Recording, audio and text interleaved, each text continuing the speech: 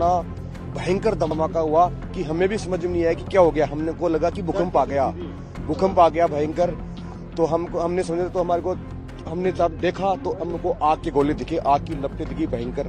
तो हमने चारों तरफ देखा तो खिड़की थी, तो खिड़की खोल के और तोड़ के उसको बाहर निकल कूदे थे। हमारे साथ में कम से कम मेरा फ्रेंड और हम दोनों कूद गए थे और उसके पीछे पीछे कम से कम 7-8 लोग और कूदे थे। जयपुर हादसे की रूह कपा देने वाली यादें खत्म होने का नाम नहीं ले रही।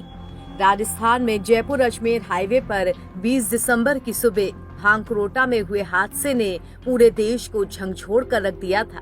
एलपीजी टैंकर ब्लास्ट के बाद आग ने विकराल रूप लेते हुए हाईवे पर कई वाहनों को चपेट में लिया और वो पूरी तरह से जल गए।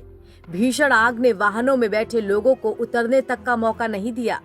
अब इस हादसे में जान गंवाने वाले लोगों की भी कहानियां निकलकर सामने आ रही हैं, जिनमें से एक यूपी के मैनपुरी के रहने वाले लालू की भी है।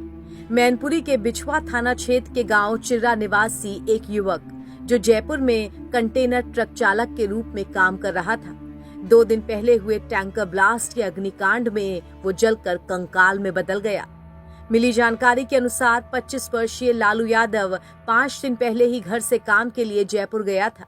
बीते 2 दिन पहले फोन पर उसने परिजनों से कहा था कि वो जयपुर से दिल्ली जा रहा है, जहां वो कारों को लोड करने वाला था। बताया जा रहा है कि लालू ट्रक की सीट पर ही बैठा हुआ था। वो ट्रक से बाहर भी नहीं निकल पाया। आग में जलकर उसका पूरा शरीर कंकाल में बदल गया। ट्रक के केबिन से उसका कंकाल बरामद हुआ, जिसके बाद उसी ट्रक के नंबर से उसकी पहचान की गई।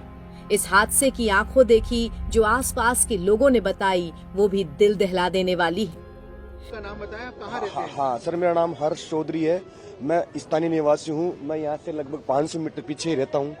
सर, हम जब उठ के हम बैठे ही थे, ये जब हादसा हुआ, ये जब भीषण टक्कर हुई ना, तो अचानक से इतना भयंकर धमाका हुआ कि हमें भी समझ में नहीं आया कि क्या हो गया। हमने को लगा कि भूकंप आ गया भयंकर। तो हमने समझा, तो हमारे को हमने जब देखा तो हमको आग के गोले दिखे, आग की लपटें दिखी भयंकर। हम जब भग के आए तो हम कम 500 मीटर तक हम पास में नहीं जा सकते थे। इतनी लपटें तेज थी आग की कि हमें भी समझ में नहीं आया कि क्या हुआ। और एक के बाद गाड़ियों में आग पकड़ती गई और कम से कम भी 30-35 गाड़ियों में आग लग गई। उसके बाद में जैसे ही प्रशासन अलर्ट हुआ, प्रशासन की गाड़ियां आई, जो दमकल की गाड़ियां आई आग बुझाने के लिए। जब उन्होंने थोड़ा बहुत काबू किया आग के ऊपर, तो हम जब थोड़ा पास में देखे तो हमारे को कम से कम भी हमने 10-15 लोगों की हमने बॉडियां देखी।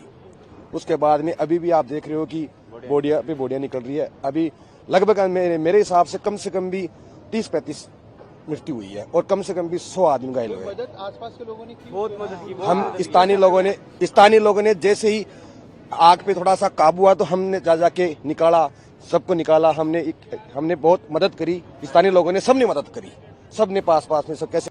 राजसमंद से बैठे थे कल शाम को और जयपुर आते थे। हमारे फ्रेंड का जूनियर अकाउंट में सिलेक्शन हो गया था, तो उसका डीवी कराने के लिए आ रहे थे। तो डॉक्यूमेंट वगैरह हम सब साथ में लेके आए थे, बैग वगैरह हम सब साथ में था।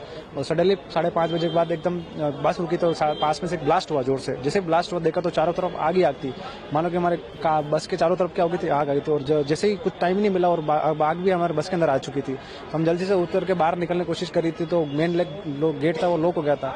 तो हमने चारों तरफ देखा तो खिड़की थी, तो खिड़की खोल के और तोड़ के उसको बाहर निकल कूदे थे। हमारे साथ में कम से कम मेरा फ्रेंड और हम दोनों कूद गए थे और उसके पीछे पीछे कम से कम 7-8 लोग और कूदे थे। और हम निकल के थोड़ा दूर चले गए थे, क्योंकि लगातार एक के बाद एक ब्लास्ट हुआ जा रहा था वहाँ से।